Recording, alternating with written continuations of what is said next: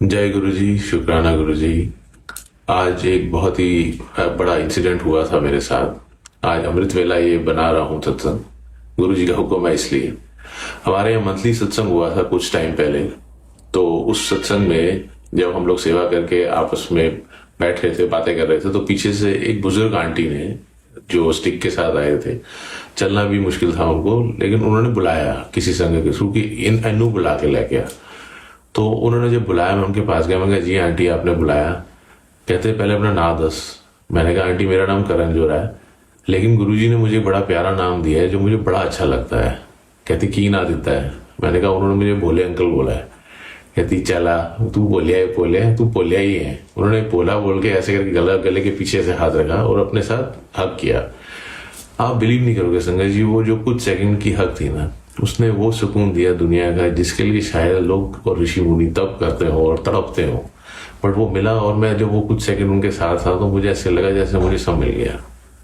उस कुछ सेकंड के बाद जब मैंने उनको छोड़ा, मैंने कहा, आंटी आप गुरुजी से कब से जुड़े हो?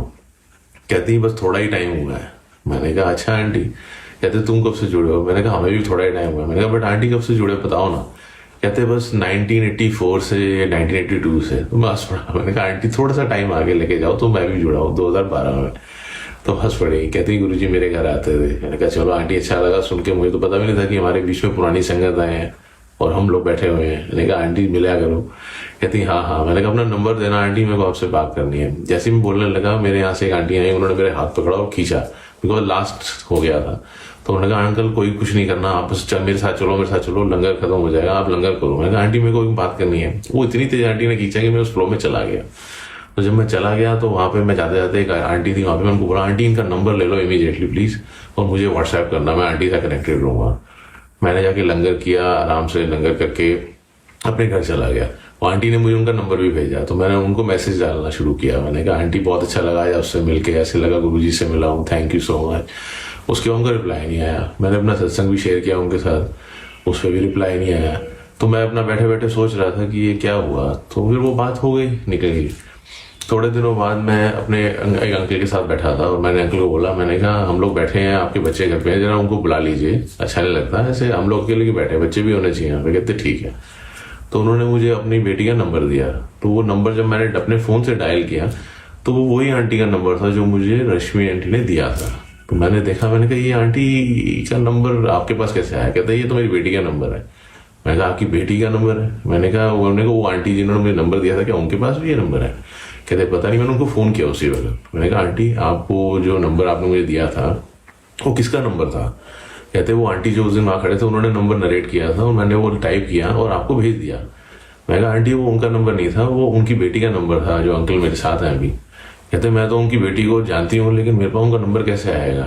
मैंने कहा, हमारे पास किसके पास नंबर है? तो हमने एक बार इन्वेस्टिगेट जरूर किया इस चीज को। तो ना मेरे पास नंबर था, ना मेरी आंटी के पास, ना वो आंटी के पास, या किसी के पास भी नहीं था, क्योंकि अंकल जो है उनकी बेटी का नंबर था वो। तो वो बात जब हुई तो उसके बाद मैंने और अंकल वो साथ बैठे थे, तो यही बात कर रहे थे। मैंने कहा, ये हुआ क्या हमारे साथ, कि ये कौन आया था जो अपना नंबर ऐसा देके गया जो कि हम में से एक का था, लेकिन हम में से किसी के पास था भी नहीं, और वो नंबर हमने देखा। तो मुझे वही रियलाइज हुआ। मैंने को बोला, मैंने कहा, कोई आया किसी रूप में, गुरुजी ही आए थे, ये आके निकल गए। एक बार मेरा नाम पूछा, मुझे गले लगाया और थैंक यू मेरे को इतना कि मैं कह भी नहीं सकता कुछ, कि मेरे अंदर क्या फीलिंग आ रही है इस टाइम जब मैं ये बात बोल रहा हूँ।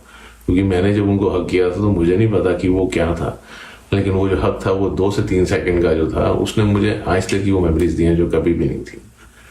उसके बाद जब वो चले गए तो हम लोग हर बार उनके लिए वेट करते रहे कि हर महीने जो सत्संग होता है हमारी सोसाइटी में, कि वो अब आएंगी, बट वो नहीं आई। ये लास्ट सत्संग निकला, उसमें भी नहीं आएगी। मेरी खोज अभी भी जारी है, लेकिन मेरे को ये पता है कि कोई किसी रूप में आता है आपके पास, आपको ब्लेस करके चला जाता है। आपको वो चीज जो है अपने आप मिलेगी जब वो टाइम आएगा।